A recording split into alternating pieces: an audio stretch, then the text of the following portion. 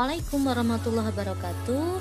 Anak-anakku kelas 9, bertemu lagi dengan Bu Retno di Mapel IPS.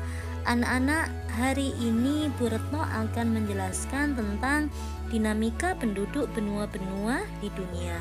Yang pertama, Bu Retno akan menjelaskan tentang dinamika penduduk benua Asia. Untuk yang pertama, kita akan belajar tentang kondisi jumlah penduduk benua Asia ya. Jadi anak-anak, berdasarkan data World Population Dataset atau WPDS, jumlah penduduk benua Asia ini diperkirakan 4.397 juta jiwa pada tahun 2015. Sedangkan pada tahun 2005 ini berjumlah 3.921 juta jiwa. Hal ini terjadi kenaikan yang cukup signifikan sebesar 476 juta jiwa dalam kurun waktu 10 tahun. Untuk negara-negara yang memiliki kepadatan penduduk tinggi yang ada di benua Asia, ini adalah negara Tiongkok, India, Indonesia, Jepang, dan negara-negara yang tersebar di wilayah Asia Timur, Asia Tenggara, dan Asia Selatan. Kemudian anak-anak, untuk dinamika penduduk ini bisa dilihat juga melalui kualitas HDI atau Human Development Index, atau dalam bahasa Indonesia disebut dengan Indeks Pembangunan Manusia. Gunanya untuk apa sih Bu? Jadi anak-anak, HDI ini adalah digunakan untuk mengukur atau melihat suatu negara memiliki kualitas penduduk baik ataupun tidak. Jadi bisa diukur dari HDI atau Human Development Index atau Indeks Pembangunan Manusia. Diukurnya dengan kategori apa atau dengan parameter apa? Jadi ini ada 3 kategori anak-anak ya. Yang pertama, tingkat pendidikan, yang kedua tingkat pendapatan per kapita, dan yang ketiga adalah angka harapan hidup atau usia harapan hidup. Sehingga anak-anak, negara yang memiliki HDI tinggi atau indeks pembangunan manusia yang tinggi dapat dipastikan bahwa negara tersebut memiliki kualitas atau taraf pendidikan yang bagus, kemudian tingkat pendapatan per kapita masyarakatnya tinggi, kemudian usia harapan hidup penduduk negara tersebut tinggi ya anak-anak ya. Kemudian kita menginjak pada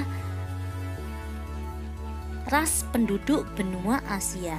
Untuk ras penduduk benua Asia ini dikategorikan menjadi 3 ras utama ya. Jadi penduduk benua Asia ini ada 3 ras. Yang pertama adalah Mongoloid, Kaukasoid, dan Negroid. Jadi tipe ras tersebut bercampur baur, yang kemudian terjadi migrasi antara penduduk negara satu dengan negara lain, sehingga terjadi proses asimilasi atau percampuran anak-anak ya. Kemudian negara-negara mana saja yang memiliki ras tersebut?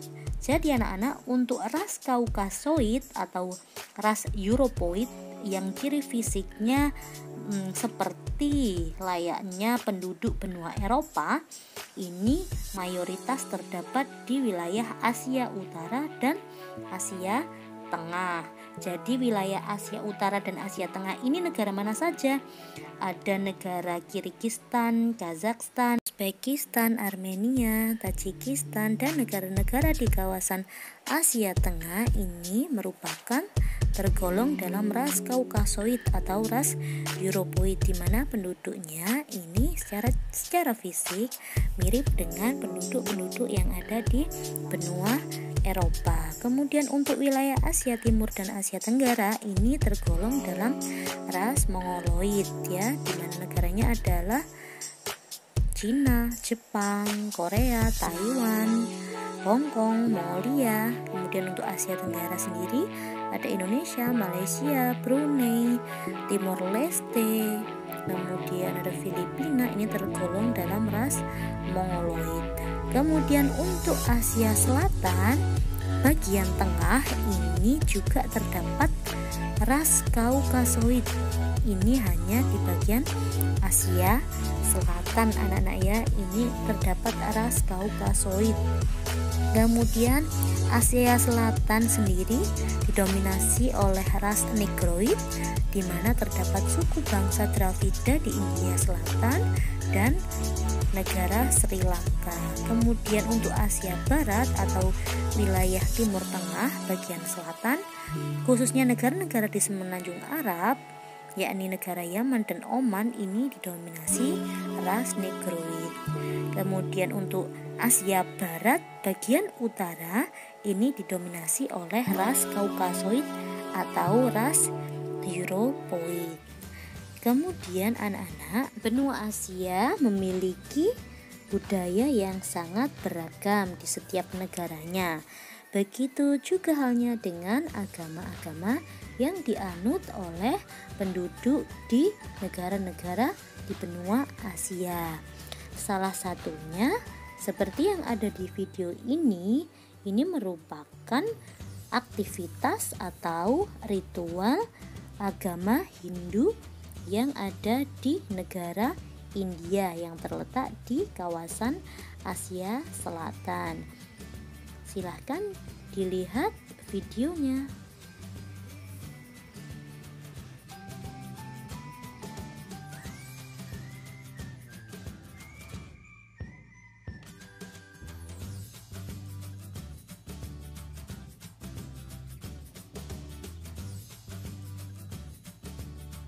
Kemudian anak-anak, sesuai dengan perkembangan zaman, perkembangan waktu, terbukanya masyarakat India, agama Hindu di India ini mengalami asimilasi, akulturasi dengan kebudayaan luar, sehingga melahirkan sekte-sekte baru atau aliran dari agama Hindu di India, sehingga menimbulkan keberagaman atau dinamika kependudukan yang ada di negara India.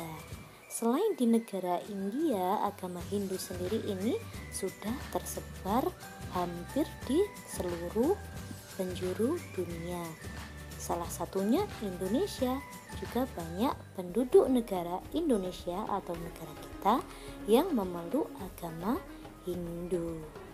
Untuk kota suci umat Hindu di India adalah terletak di kota Benares yang ada di negara India, yang diyakini sebagai kota suci umat Hindu.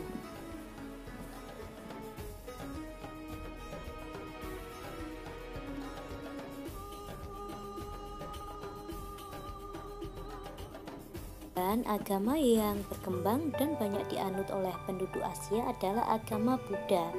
Salah satunya negara kita juga penduduknya banyak yang menganut agama Buddha. Kemudian negara Thailand, Laos, Kamboja, Myanmar, Jepang ini banyak warganya yang menganut agama Buddha. Hingga saat ini agama Buddha sudah menyebar ke wilayah seluruh penjuru dunia. Kemudian agama yang lahir dan berkembang di Asia adalah Shinto atau suatu aliran yang banyak dianut oleh masyarakat negara Jepang.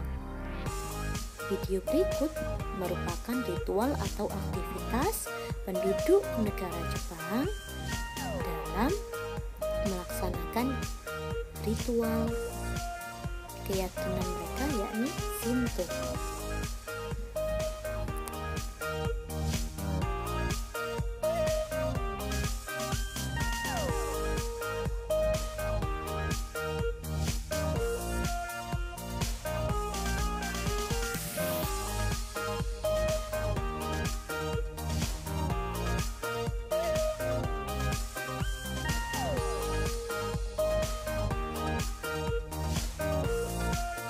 Kemudian agama yang lahir dan berkembang di wilayah benua Asia adalah agama Islam.